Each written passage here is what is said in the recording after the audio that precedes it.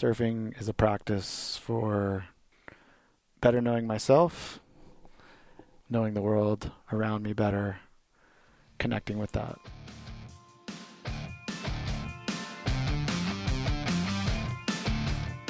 Welcome back to the Surf Mastery Podcast.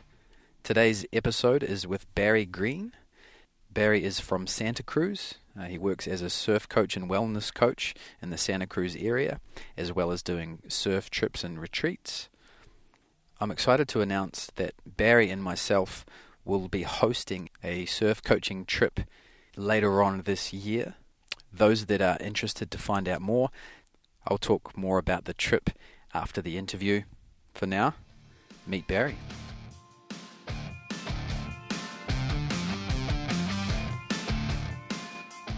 Why surfing? Why do you surf? At this stage in the game, 30 plus years into it, I feel surfing is a practice for better knowing myself, knowing the world around me better, connecting with that, connecting with the energy that runs through me, through the, around me, with other people, and just a practice of responding better with more grace and poise in whatever situation happens. But that's built on top of, it just feels good, and I never stop. When I do have intro clients or somebody that hasn't surfed before and, they can't even put it into words. I had this kid from Haiti. One of my clients adopted a boy from Haiti recently, and all he kept saying in French is like, it's just so good. And sometimes I think that it just distills down to that. It just feels good. Yeah, I like that word, connection. Yeah. How does that fit in with the ocean and your relationship with surfing and the ocean?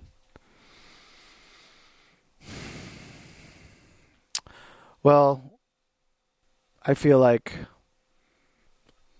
my connection with the ocean is just beginning in a lot of ways, but that connection on a deeper level with not just playing with a wave on the surface and getting something out of it, is just beginning on these deeper layers. But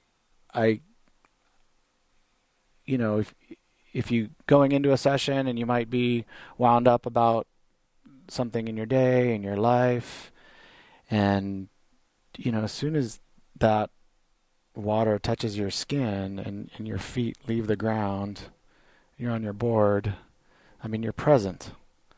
And I think for a lot of people that may be the only, if you're not meditating or practicing other kind of mindfulness, be here now, be like the water, it's just reminding you where you came from, who you are, how insignificant everything you're worried about is. But then that act of tapping into the energy, into the water, and playing with it and having it, push you and play with you and pull you under, whatever it does, it just, I think you as on a human level, we seem like these separate, indistinct individuals that are separate. We're separate and perhaps going against nature in so many ways. But that water just reminds you of how really interconnected we are, and that to appreciate that, and just to play with it. What is it that limits the depth of your connection? I think limitations are largely self-imposed. What's possible? What do you want to do? I think some people. I know when I first got in the water, no one in my family surfed. I had no introduction as a young kid, but something about it grabbed me, and just I had to keep going it, and that took me so far. And my limitations came more to like, well, what am I afraid of, or what do I think I'm afraid of? That, whatever the unknown is, and in the ocean, the unknown is right looking you back in the face every moment, so I think with the people that I'm working with, a lot of the time, their limitations are some type of fear, some type of unfamiliarity with their surroundings, with what this water is, with what the ocean is. It's so big. You're not in control. You're surrendering. You're vulnerable. As soon as you're out there, you're vulnerable on levels that you don't. We're always vulnerable on land, but out there, it's just palpable. So I feel like that, that fear and is self-imposed limitations. I can do that. I can't do that, or I shouldn't do that. I can't do that. I need to stay safe. Those type of filters, and it gets into just real primitive stuff, and then just acquired personality stuff and preferences in life. Of how much we want to be in control or not in control. That those are ultimately what I view as the limitations. And as a coach, that's what I feel like I'm guiding people around their edges and maybe sticking one foot over the edge a little bit, pushing a little bit farther than they would to get that glimpse of that new level, that new potential, and new appreciation for that process, and then hopefully you just start gaining momentum. But yeah, limitations I feel are largely self-imposed. Yeah, I agree. It seems like the depth of your connection is limited by your fear and anxiety. Right. Not just in terms of surfing, but in business relationships, all relationships. Yeah. Not just your relationship to the ocean. Right. So the less fear and anxiety around any relationship allows you to connect more deeply with the other party, whether that be the ocean, another person, a business, etc. Right. Yeah, the more present you can be, the more you can receive and be aware of. Reading waves, reading people, reading the room, right? Yeah. It's situational awareness of different sorts. But it's endless, open-minded. I love that Jerry Lopez quote of, the first 20 years of surfing are just to see if you're interested. And the real journey doesn't begin till the second 20, Yeah, I like that one. Yeah, that's a good one. It's like, yeah, it takes a while to be present, to be connected, and to have that poise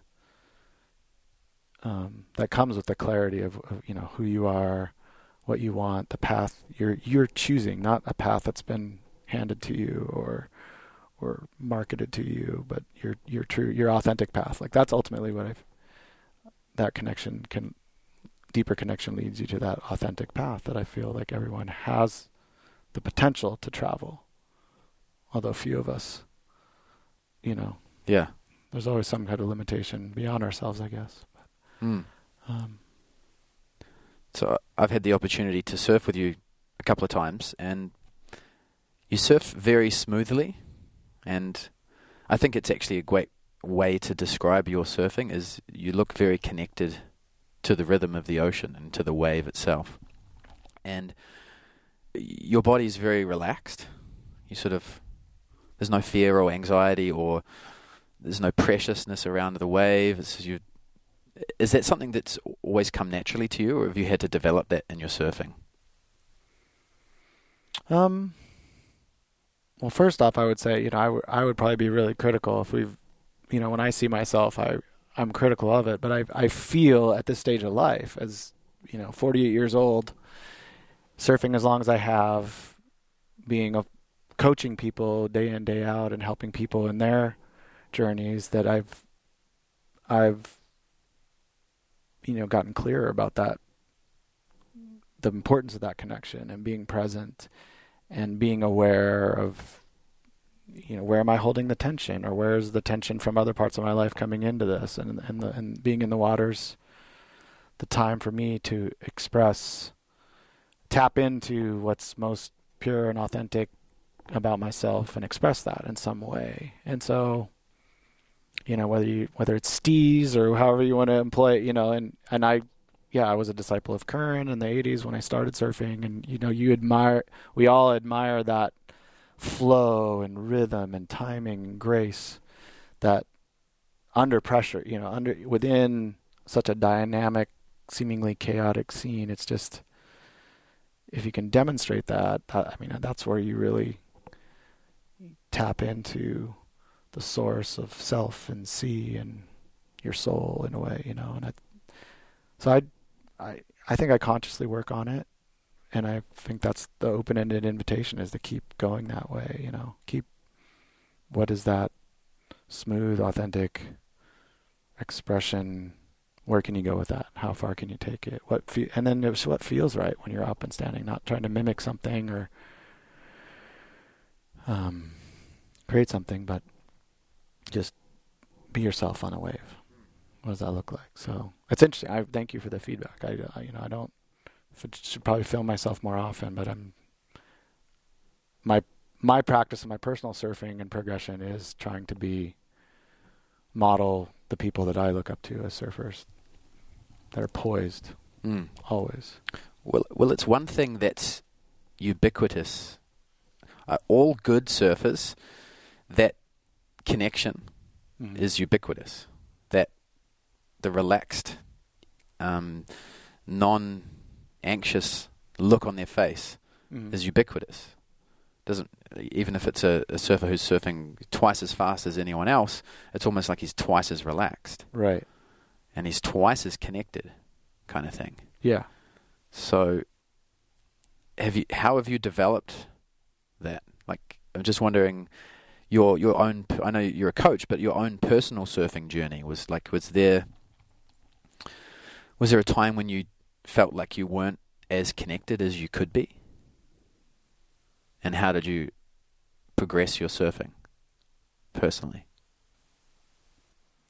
Yeah, that's a great question. Where I'm going with that right now is when I competed as an amateur, in my late teens, early 20s, and noticing the competitive pressure and how the stress of that would affect my body, and how I would often not surf what I felt surf to my potential, and then immediately after, usually a comp surf is as smooth and as relaxed as I can. But I think I've trained more recently. Like, I feel in a way I'm surfing as better as I have ever, and that smoothness, I practice it. It relates to my, when I'm driving in my car, just my awareness, my personal awareness, my practice of awareness. What quality of thought am I letting persist? It gets into that mindfulness practice of, like, just thoughts can be just like clouds floating through the sky. What am I going to grab and hold on to, or am I holding on to something I don't want to do? And when I get on a wave, can I let go of everything I'm worried, whether I'm worried about somebody else or the technical nature of the wave situation I'm in.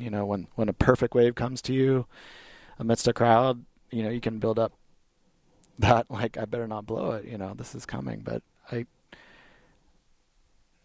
I just, the maturity at this stage of my life, I feel, is like and just the practice of awareness is really what's brought me. It's probably reflected in my physical presence out there, I would imagine. And being on the right kind of board, being on a board that feels like the right tool for me to express myself, or paddles well, fits me, taps into that energy source the way I want to, like getting really clear about that. Putting all those pieces together. But I'm trying to flow through life. If I'm in my car driving through traffic, get whatever it is, okay, just flow, let go. Don't press, don't push. Tap into the flow of that moment. Be aware of what's around you. What you control. Be clear about what you can control, what you can't control. Don't try to push, press. And I think that fits well with surfing too. Yeah.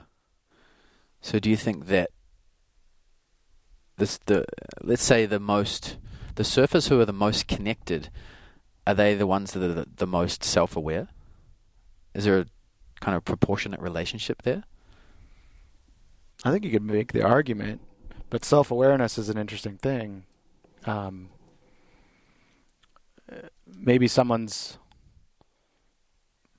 I think that argument holds true most self-aware in the water or most self-aware on the wave, right? Because that self-awareness may not translate into life on land, right? Yes, of course. Just like all the athletes or performers we admire, right? When they're on stage, when they are in their element, they are performing things that few can. They're in the zone, they're in the flow, and we admire that. But that doesn't necessarily translate to all aspects of their lives.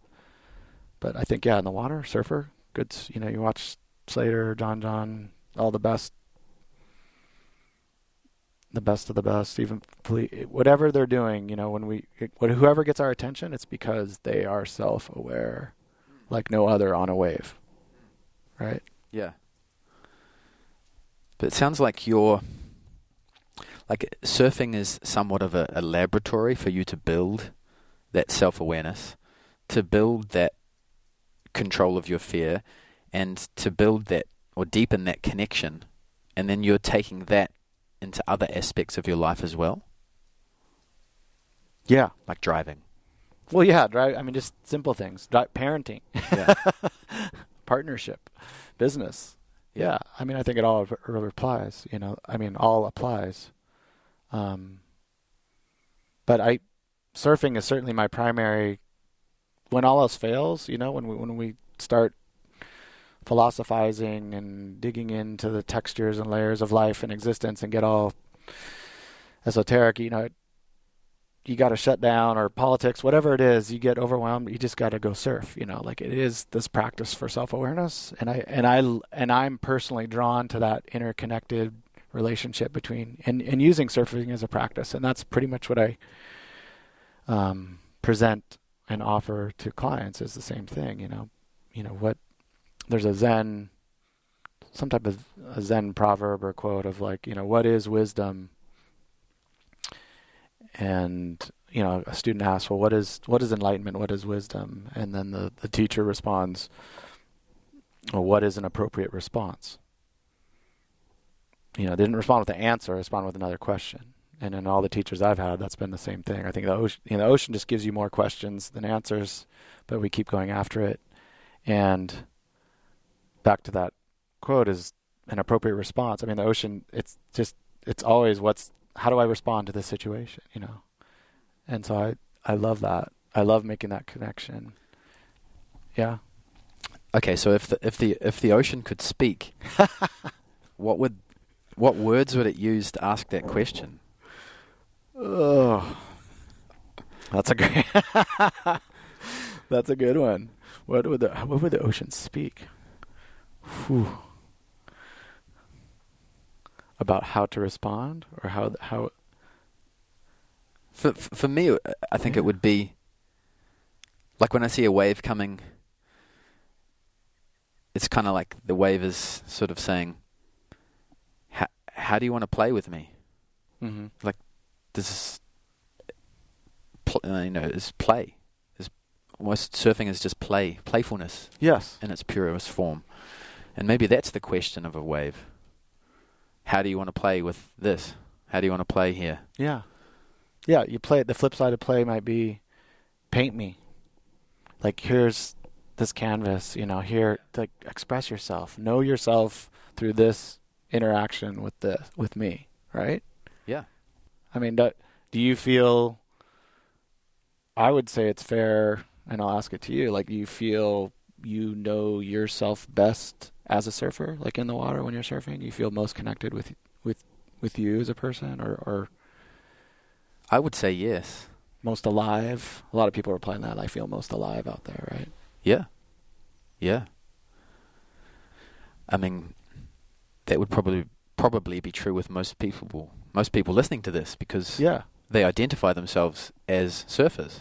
Yeah. Obviously we're, employees and employers and other things, but, surfing's that, like you said, where you feel the most you. Right. Yeah. Yeah. It's kind of like the ocean asks you questions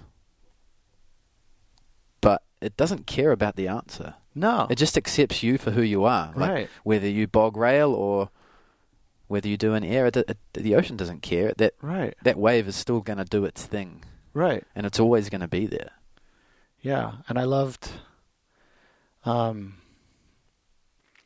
your interview with John DeMartini when he talked about the wave energy relating to kind of cosmic forces, influencing atmospheric pressures, which, just that interconnectedness extrapolated outwards as far as we can, that ties into this too, Mm. I love not trying to reach any conclusion, but I love connecting those dots, and then, feeling like when we're on the wave, that's kind of just this ending point or this arrival, and that's, a way of just knowing ourselves, experiencing ourselves, and in a way that's playful. It doesn't have a purpose or meaning in terms of productivity and all these human, societal, cultural constructs. It's just do it for the dance itself, right? Yeah. And that's maybe good enough. Or maybe that's the highest or deepest. I don't know. But yeah. I mean, obviously, if you're pushing the boundaries of your surfing, then sometimes it's less playful and it's more challenging. Yeah. Or testing. So it's a true test of your character. Oh, definitely. You know that you're going to come up, but can you remain calm? Yeah. Yeah, and a lot of people can't. No. But you can continue to revisit. As long as you keep surfing, you're going to be revisiting your edges. And along with just the visceral aliveness feeling in the moment of just riding a wave, that I think those challenges and chipping away at our edges and flirting with what we know of what's possible, self-imposed limitations, fears, etc. There's real meaning and value in that, and that's leaving the water feeling good is one thing, and then having transformative experiences around something like I survived something I didn't think I did, or I pulled something off, and in my mind it was inconceivable, dangerous, whatever, and it's like just peels away these layers of that allow you to have just be a better version of yourself, which I think translates and has a better effect on all those around you. But yeah, along with that, doing something well, just bringing it back to a smaller scale, like the technical aspect, ripping or shredding. That's something I've been thinking of lately, like the origin. Where did this rip, shred, where did those terms come from? Because they're very tear it open. I've always understood it on the surface level, but I've almost thought of, they're analogous or metaphors for, peeling back those layers and getting deeper. Not only, when we watch a good surfer, you're ripping, shredding, and they're just very similar terms from, I think, pretty much derived from surfing. Yeah, would you say? I mean, are those ubiquitous in parts of the world? Down. Yeah. Definitely. It's an interesting question. I don't know where I should look that up, but it's interesting that those have landed as kind of universal surf terms for good surfing, for flow, people in rhythm, people with that awareness on a wave, and we're talking, it's ripping, shredding are these common terms. Yeah. Yeah, I guess, literally you're ripping and tearing the fabric of the wave. Yeah. You're ripping into the water, you're shredding the water apart. Sometimes it doesn't feel like that, though. Yeah. It's not that's often how it's described by the onlooker. But the surfer that's doing that is saying, "Oh, I felt like I was flowing, or I was powerful, or I was going fast." Mm-hmm. They never really.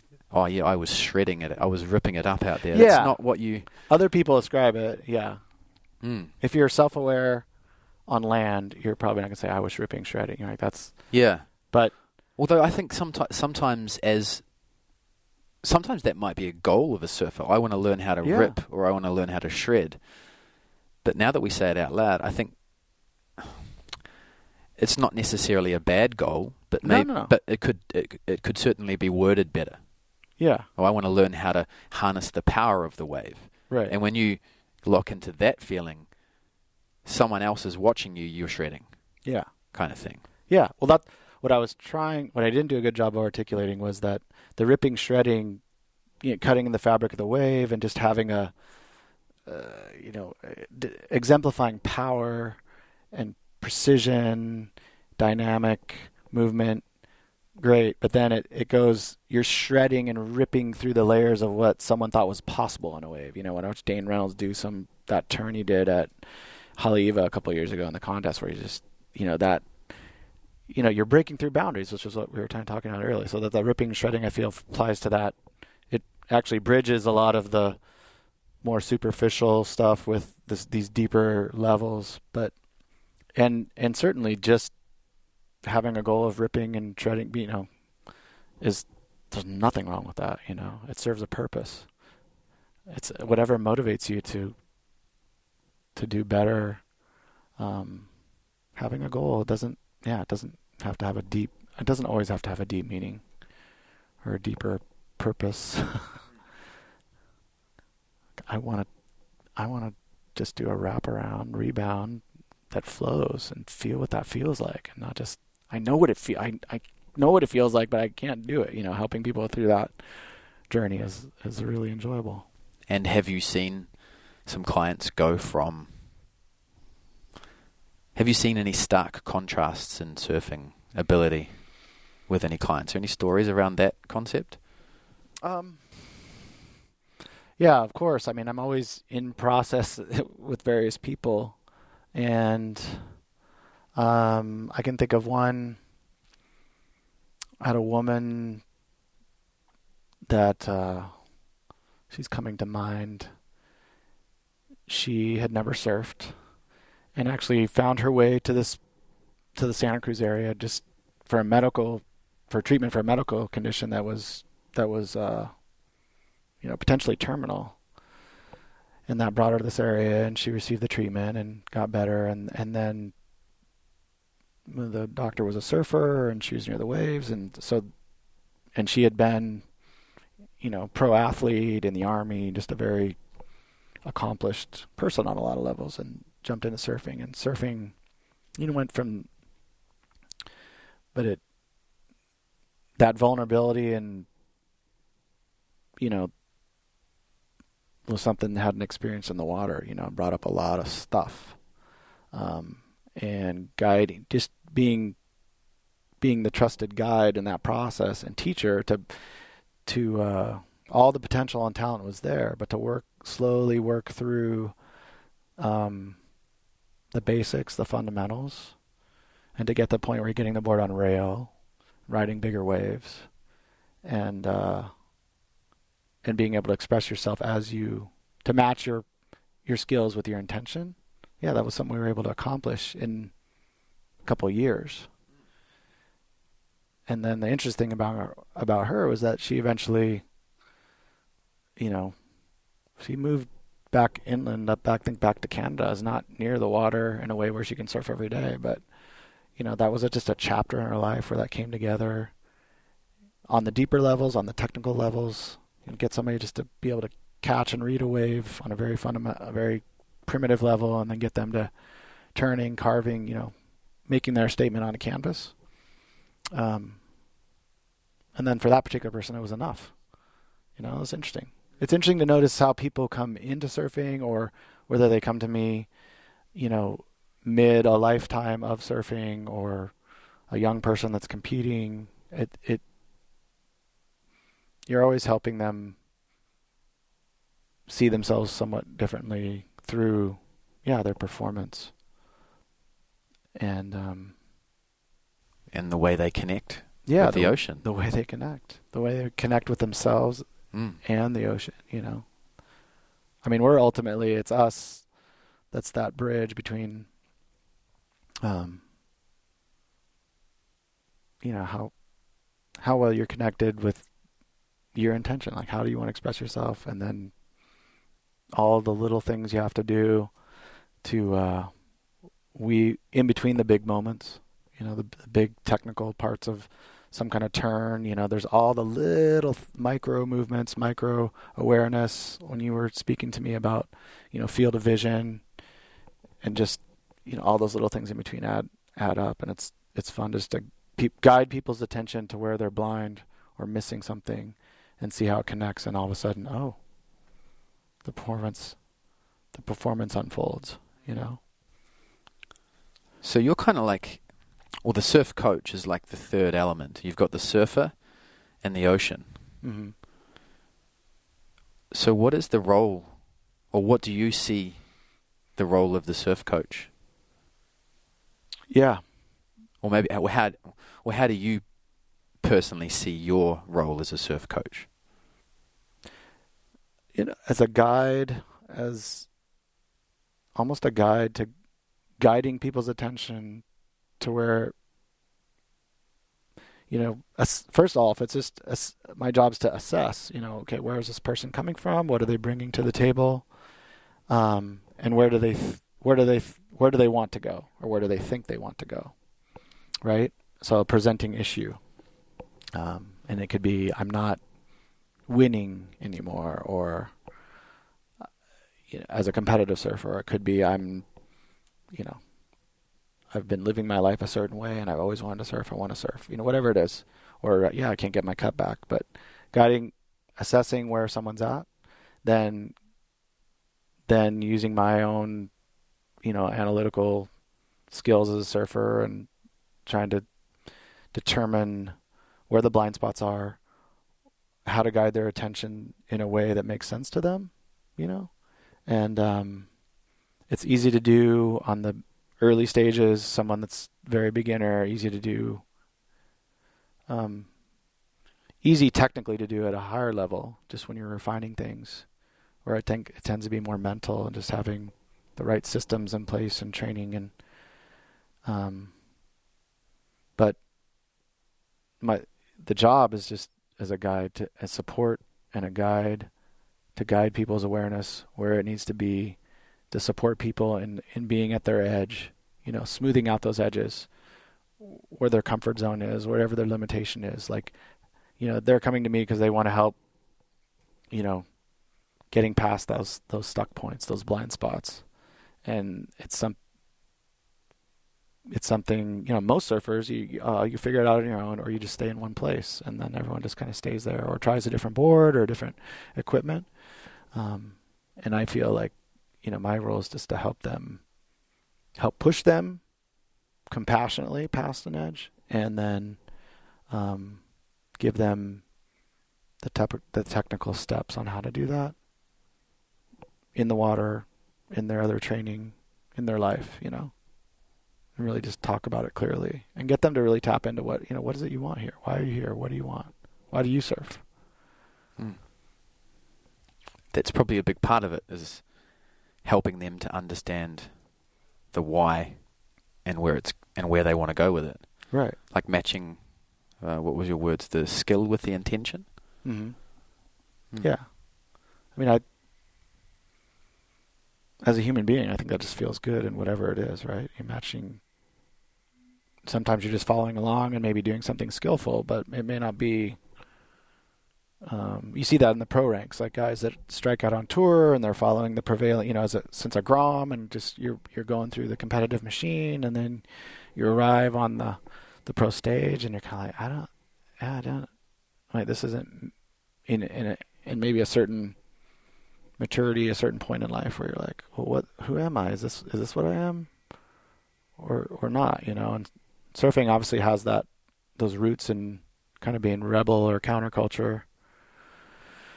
But and I think that's always drawn a lot of people too. I mean, that's in the DNA of this sport, like counter to the prevailing winds of life and existence, right? You're gonna rip and shred away at that.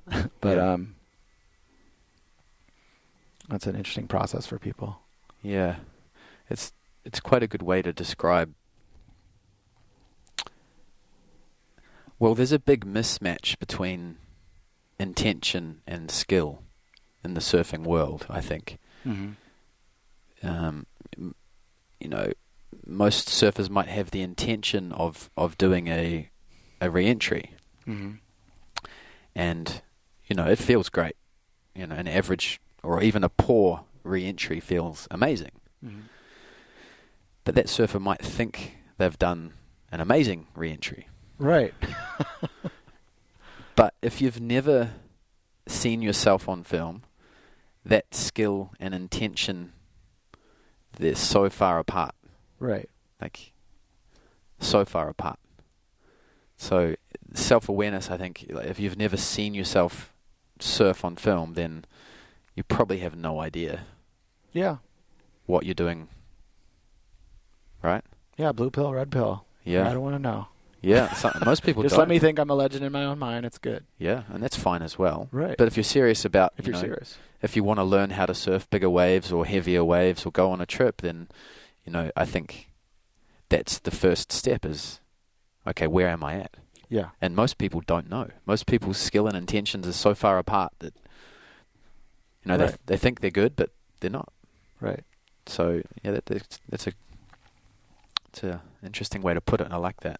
Skill and intention. That's the role of a coach. And if someone's coming to you, they're having that, they're committed and they care enough to like, okay, just give it to me straight. Yeah. And let's do this. Yeah.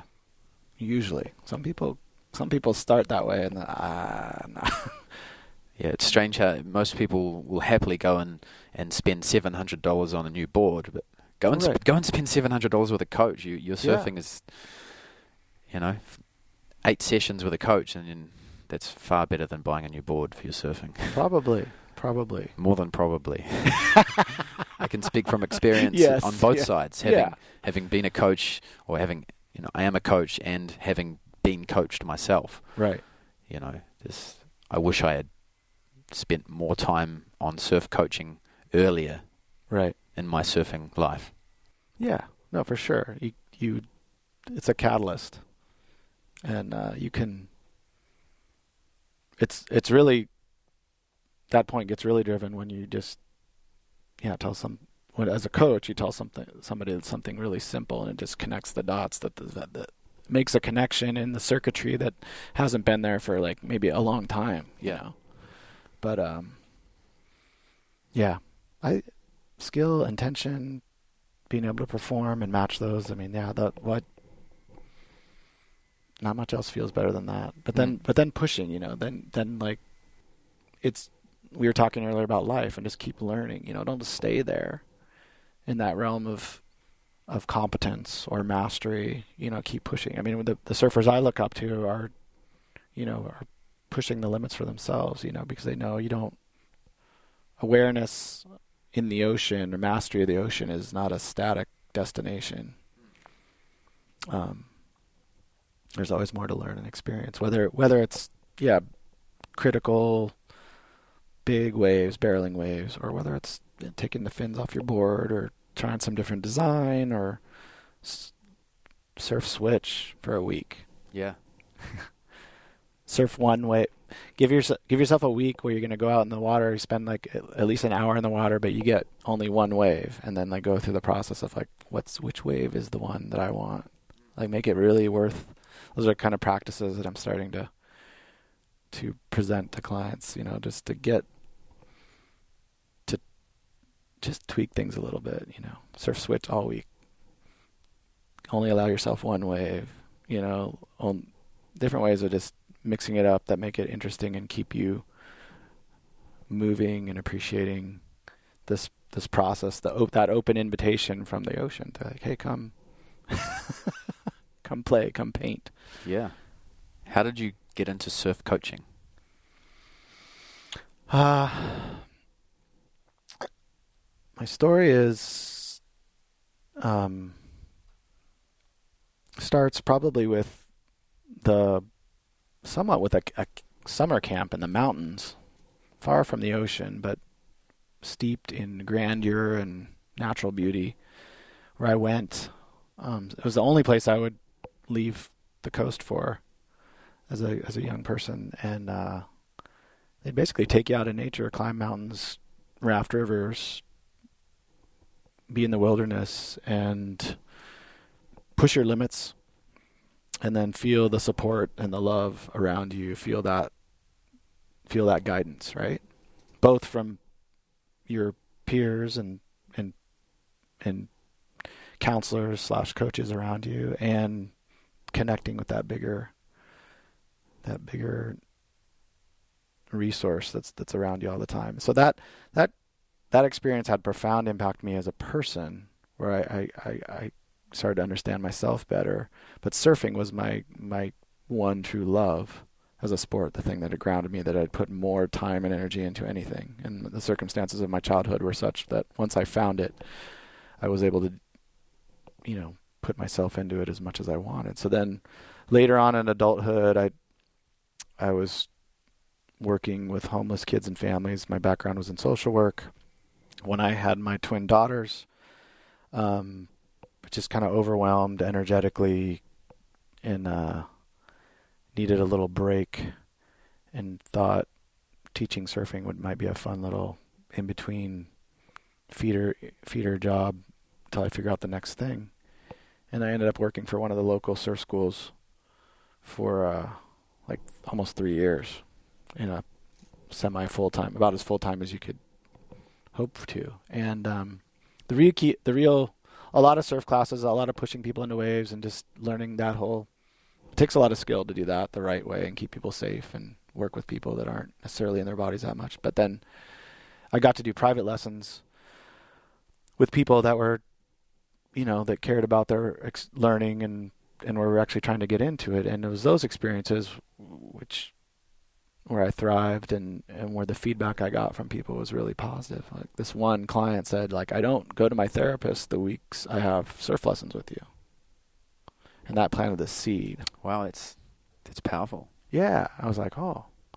And that connected the dot with the camp experience, and kind of connected it out with like the places and positions that I had been in my life so far where I felt most alive and most of value and most contributing as a person, as a being, where life made the most sense, where I found the most flow, or in these kind of helping positions. And so then 10 years later, when I was going through some big life changes and divorce and stuff, and kind of reevaluating how I was making decisions and navigating through life, I'm like, well, all right, let's recalibrate, and let's maybe bring this vision that you had of that seed that person planted about, helping, connecting surfing and your passion and path and that to something. And so I went through a life coaching program because I felt that would give me some skills, some people skills, some further people skills, and just put it out there, make a website, and little by little it started going along. But you have to really love that interaction and really be able to not worry about how much free surfing you're missing and how many good waves you're missing. You have to really enjoy that interaction, I think, to do it well. But it felt really empowering to be doing something that combined what I felt was my calling in life, so to speak. You arrive in that place when you connect with that, and it's empowering. So obviously your clients are learning from you. Yeah. What are you learning from them?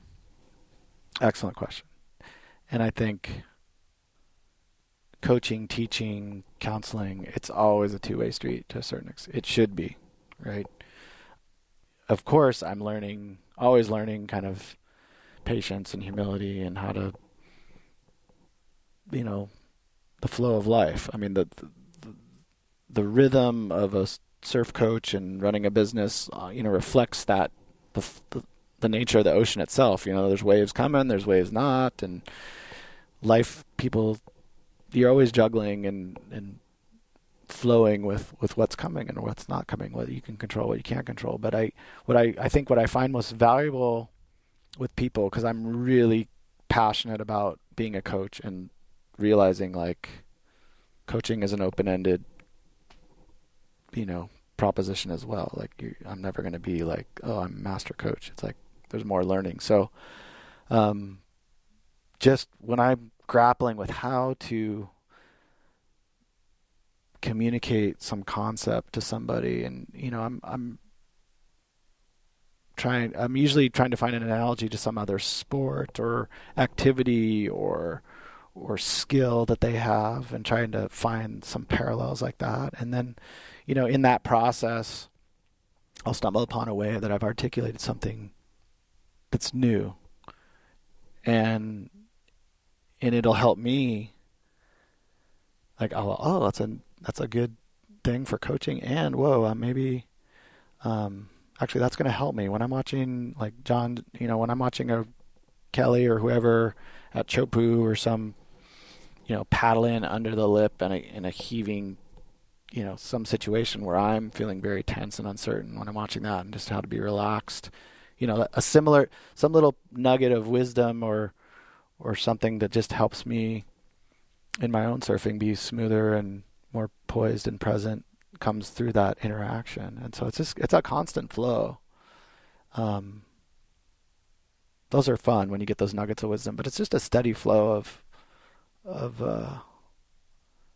appreciation and reminding myself to be grateful. Coaching's a practice of, I'm very fortunate to be doing what I'm doing. So there's,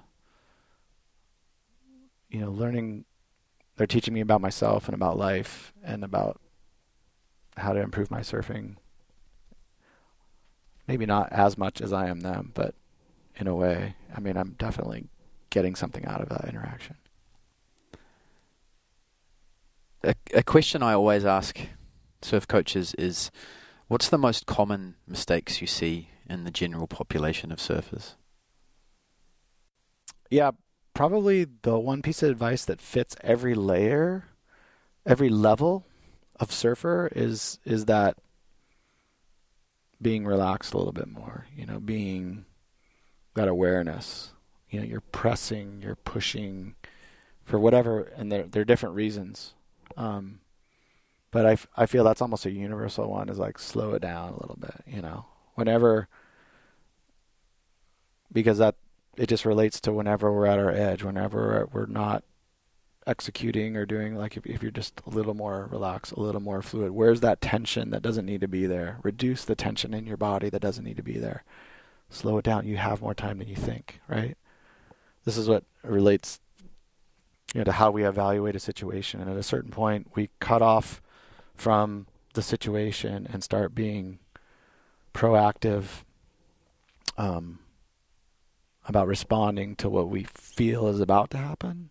And that's not always what is happening, right? So I think if you can be more relaxed, patient, poised, you're going to make better decisions and have better technique through the transitions.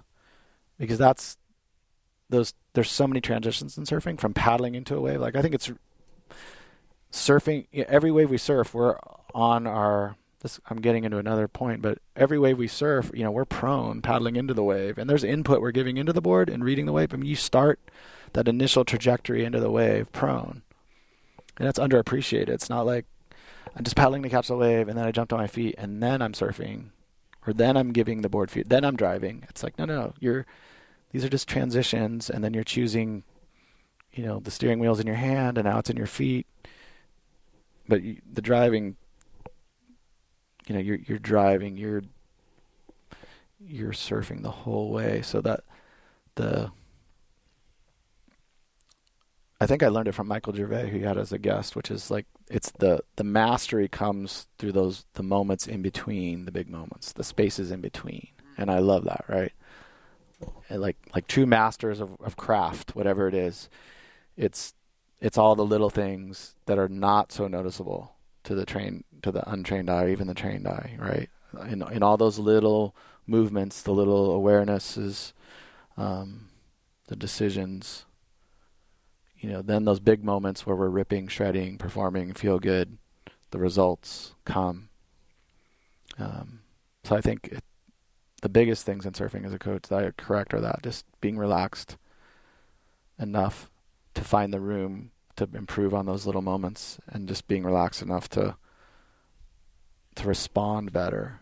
And I think a lot of people in our culture, we're so what I learned in the life coaching program was Western culture, we're a lot in our heads and our hearts. So if you kind of like hold your hands to your body, your abdomen, like we're not connected to our center so much, even though core muscular we might be, but kind of kinesthetically maybe not so much. And then you get down into your lower body, and a lot of people aren't there. And I think that's a big one as well, just on a pure physiological level. Is like, are you occupying your entire body from fingertip to the top of your head to the tips of your toes?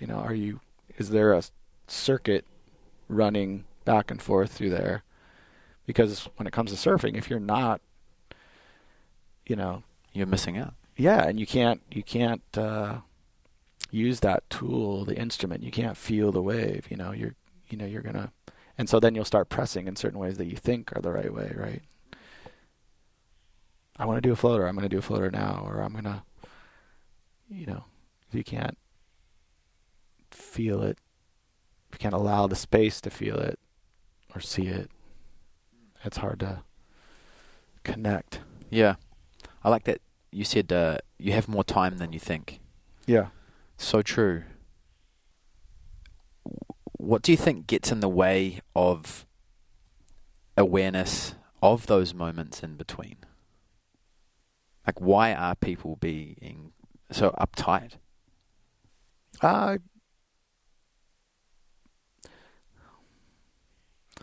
Consumptive mindset, right? We're always consuming, right? And I think a lot of times you can approach your surfing that way. I'm out there to get this. I'm out there to get the wave, and that so that I can perform and do X, Y, Z, and then I'll feel good, right? And that's like a very surface layer. Repeat the question. Can you? You say what gets in the way of those little moments? Yeah. Yeah. So, yeah, that's what I was saying. Like a consumptive mindset. Like we're so chasing after whatever or acquiring something, and we might even. I think that's a phase in surfing, or a phase in a session if you're trying to practice awareness through surfing. But if you're trying to get something from it and not like when I was a Grom, I mean, that's all. I'm just out there to get what I get and compete and try to prove myself to the guys and do whatever. And then later you're like, okay, oh yeah, wow, there's a sea otter and look at this kelp and look at around me and I'm out in nature, So I think it's the awareness. If you don't have that awareness, I don't think you can you're paying attention to the bigger moments, right? If you're just consuming, taking, and you're missing the little things. It's a kind of a smell the roses, stop and smell the roses kind of mindset almost, right? Yeah. So that reminds me of a quote. Be here now. Right? Yeah. That's so right. cliche and it's everywhere now. But it's not good enough. You need to be in the center of now. So that's where the detail comes in. Right. And that's when you get in the zone and time slows down and you know what you're doing and you're in control of those smaller moments, the details. Right. And then you feel like you have more time because, you do have more time. Right. It's like we can all watch. We can all stand on the beach and watch a wave roll through and watch a good surfer surf it. And you're like, oh yeah, there's a nice rhythm. That's not too fast, not too slow. Right. I could probably do that. And you get out there, and next thing you know, all you've done is done 2 pumps, and you've driven down the line, and the wave's finished. And you're like, right, wow, why did that happen so fast? Right. And I think a lot of it's got to do with the preciousness of the wave. Mm-hmm. And I guess that comes back to what you said. You're looking down the line, or you want to know what it feels like to do that turn. Right. But why don't you just want to know what it feels like to paddle into a wave, or you're right, or to pop up at the perfect time, or to scratch into that wave in the perfect position and make the drop. See.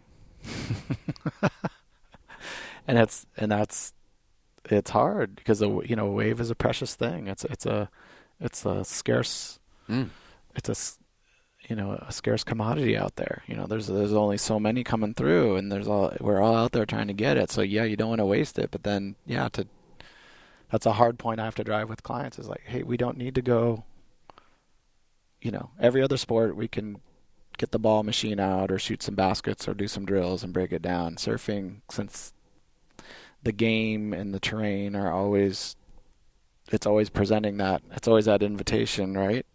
To play and to perform. It's hard just to, no, we're just going to go closeouts and work on your awareness in the moment from transitioning to your feet and whatever, because I feel that's best for, Yeah. no, I gotta I want to make it down the line.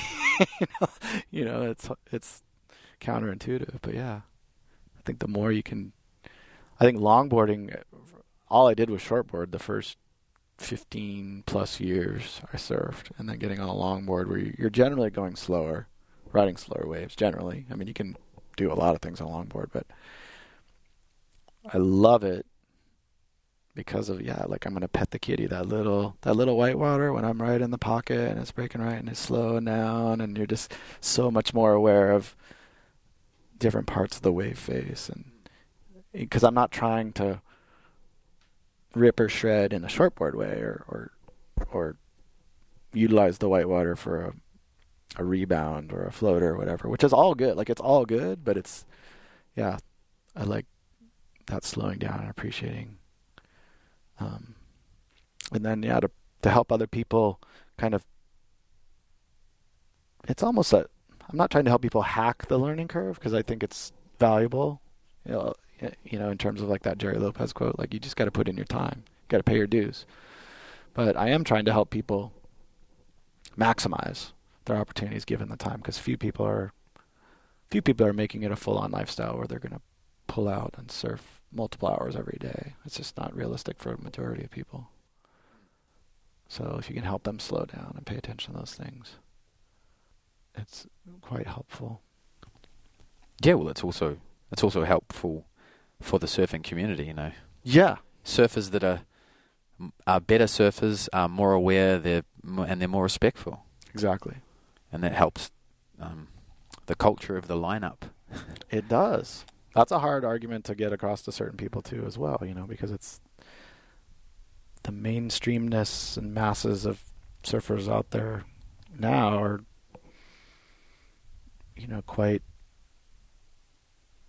quite distressing to some people.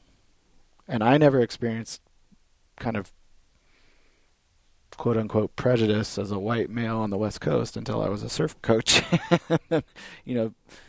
People pointing the finger at you and getting in your face occasionally because they just view you as part of the cause, part of the problem, when if you're doing your job right, you're helping a more conscious integration. And that's a service, that's a help. It is a help. It's a help all around. Yeah. Yeah, I guess the young surfers are always looking into the future as like, okay, I'm gonna race down to that section and do an air. Yeah. They're always looking at the future. And then the old surfers are always, back in my day, there have only been 3 of us in the water. Right. They're living in the past. Yeah. And surf coach is helping to bring us, surfers back to the present moment. Yeah. Or just, you can help everyone better appreciate each other. That's one of my practices for clients as well. I've been working on this journal, a surfing journal project that I want to present to my clients, where they can chronicle sessions and make note of their mindset before and after, but also in there is a little coach's checklist on like, did you notice some nature around you? Did you acknowledge other people in the lineup? Just tackling awareness from different things. I mean, I think that's important, at this stage in the game. Like, hey, it's not adversarial out there.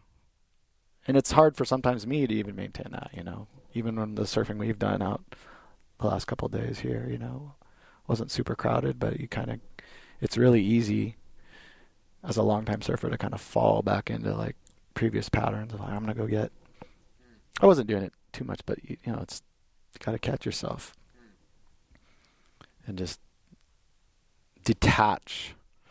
That's another skill set as a good coach, detach from just the up close, being right in the moment. It's good to be in the moment, but sometimes you got to detach, get perspective, recalibrate, get back in. But yeah, there's a lot of work to be done, and I'm studying surf culture and know what's the local surf culture here. I have a pretty good handle on, but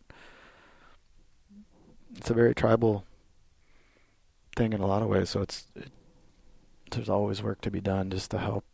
I the one thing as a coach, because this is a really powerful thing that I've realized.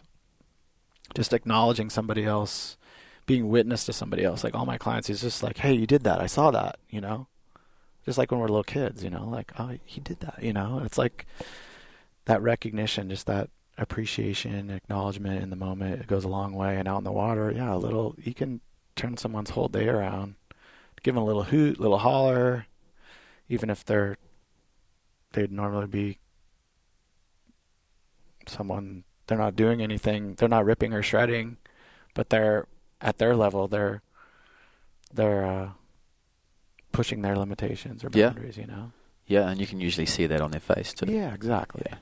So the more of that we do, I think the better off. Or I think it's great that people go off and they go offshore, listening to Dave Parmenter and just, the near shore surfing, and he's moving more offshore surfing practices, and there's all kinds. The ocean is limitless out there. Foiling, all these different ways to interact with that wave energy that take us out of the lineups that are getting congested. Like there's room, right? Yeah, interesting. Yeah, there's room. Or go some big wave spot. You can find solitude. Yes, it's just harder. Yeah, yeah. You mentioned Tom Curran. Is he your favorite surfer? Growing up, he was, just because he was bringing something different style-wise that I think caught everyone's attention. That same type of poise and grace and style that, weaving big moments, doing all the little things in between. There was a mastery there that just caught everyone's attention, right? And then later, probably now, I'm just on the Slater bandwagon as an older guy, just loving how he's pushing his limits. In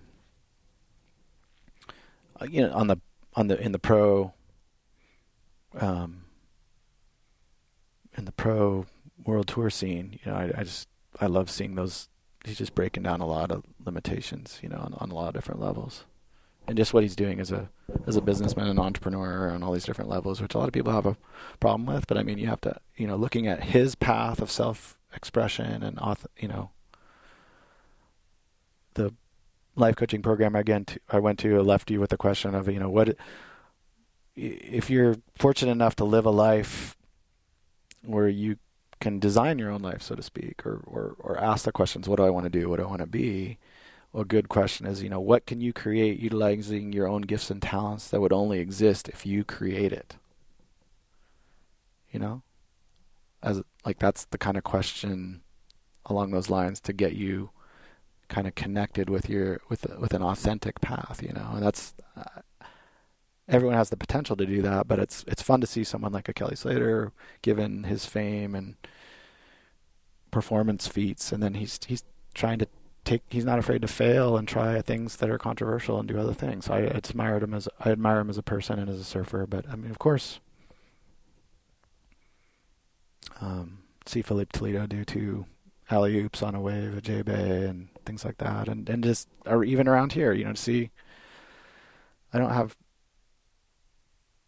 a favorite, but I love seeing good surfing. I love seeing people authentically express themselves on a wave, whether they're some pro or some lady that rides. There's a woman down one of our local breaks that she rides a wave storm, and she rides every wave on her knees. And she knows how to catch waves. She can read a wave good and do whatever, and she's just doing her thing. And she does, and she's happy and doesn't care, and it's cool. That's inspiring to me. Or guys that have gone through several rounds of chemo and they just keep surfing in that community of people, keep bringing them back, keep to push through and thrive and survive things. I love that type of stuff's just as inspiring. Obviously, it's not always on a performance level, but it's like a life performance level, and they're also engaging with surfing in a deep way, whether they know it or not. Those people aren't always what I'd call self-aware people, but they're authentically connected. So I love observing that. As a coach, that's what I'm doing. I'm observing and Awareness through surfing. yeah, Something you said before that yeah, stuck with me. yeah, It's a good term. yeah. Board awareness, body awareness, wave awareness, ocean awareness, self-see, surroundings. I don't know what it means, and yet it seems to mean everything. Like it seems to mean enough to keep, moving forward and evolving as a coach and person. I'm really fortunate. Yeah. Okay. So what's currently your favorite surfboard? Yeah,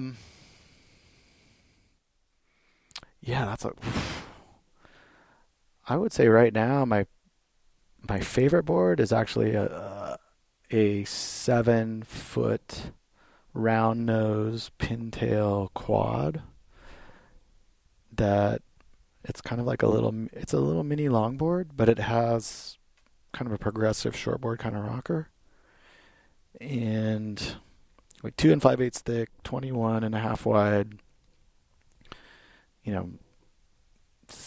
17 and a half nose, and probably like a 14 tail. And just like if I had one board that I had to bring with me anywhere in the world, I could surf, probably have fun connecting with that wave energy in any size surf on something like that. There's probably a lot of more iterations to go, but right now that's my favorite. Awesome. Any final words for the surfing community? Nah, I'm not. Just been a pleasure to meet you and pleasure to get to process and express my thoughts and inspirations on things. Just every conversation, every interaction is an opportunity for me to learn and get more clear about what I want to do. But yeah, I mean, maybe the surfing community, I just feel like let's, just acknowledge each other, as much as you can. I think that's just acknowledge yourself, acknowledge yourself in your own path, and don't get in your own way, and acknowledge others in that same process. And there is that affinity, surfers out of the water, there's like an affinity, but in the water, I'm thinking more like acknowledge people in the water more, cheer, hoot somebody on, and it feels good, and just smile a little bit more. Great. And where can people find out more about you? Social media, website, etc. Yeah, I'm Instagram at Making the Drop. makingthedrop.com is my website. And those are the two primary ways to reach me. Great. So I encourage people to questions, comments, go to Instagram and interact, acknowledge. Yeah, love it. Thank you for your time, Barry. Really appreciate it. All right. Pleasure, Mike. Thank you. All right. Right, I hope you guys enjoyed that. If you did, please let us know. Connect, engage, questions, queries. Please go to Instagram, go to Facebook, let us know. Now, as I mentioned at the beginning, Barry and I are organising a trip to Central America later this year. So it's probably going to be towards the end of June, maybe July. We haven't confirmed dates yet, nor have we confirmed venue. So it's a little bit up in the air. But it's the place we're looking at has a really fun, rippable right-hander, and it gets a lot of swell. And the facility is perfect. Those that are seriously interested, please write us an email explaining why you want to come on the trip. Barry and I want to put together a group of people that are serious about putting their time, their money, and their energy into focusing on just getting better at surfing over 7 days. And I'm not just talking from a technique perspective. As you heard Barry in the interview, there's more to it than just having good technique. If the sound of that excites you, please write Barry and I an email. So in the to column, put Barry and myself. So that's mike@surfmastery.com and barry@makingthedrop.com. Both email addresses will be on the show notes to this episode at surfmastery.com/podcast. And we will reply with more details. Those that have already emailed me with interest in attending the Surf Mastery trip, you will have first right of refusal for the trip. So thanks to those that have already emailed their interest, as I have mentioned this before. And this will be the first of many trips, by the way.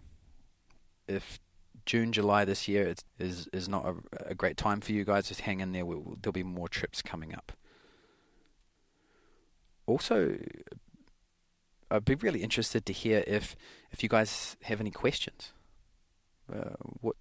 Is there someone out there you'd like me to interview? Do you have any specific questions for previous guests or myself?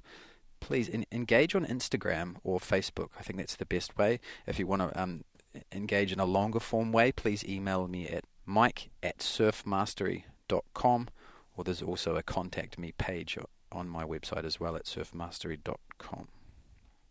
Again, thanks for tuning in. Get in the water.